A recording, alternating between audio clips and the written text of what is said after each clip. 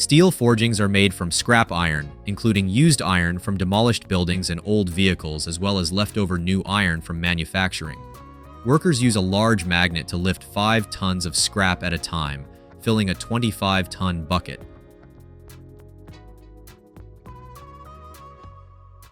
This scrap is then melted in an electric arc furnace, heated to 650 degrees Celsius by a powerful electric current.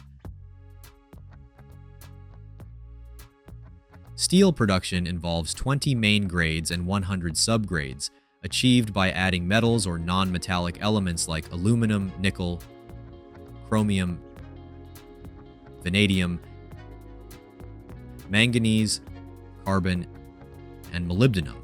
Fluorite is added to help fuse these materials. Throughout the 3.5-hour melting process, the chemical composition is adjusted to minimize hydrogen, oxygen, nitrogen, and sulfur, which is critical for producing strong steel. The molten metal is then poured into a 45-ton ladle lined with heat-resistant brick.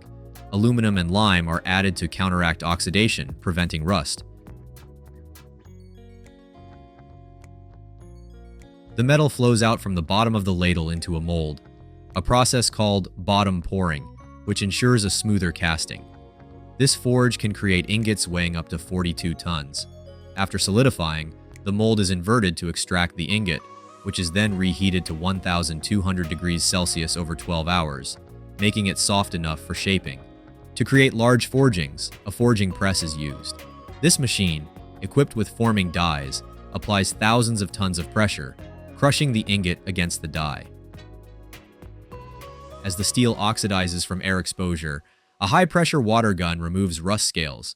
The ingot often passes through the die several times or through a series of dies, gradually forming the final shape. Metal consists of microscopic crystals, and pressing bends these crystals, destabilizing the structure.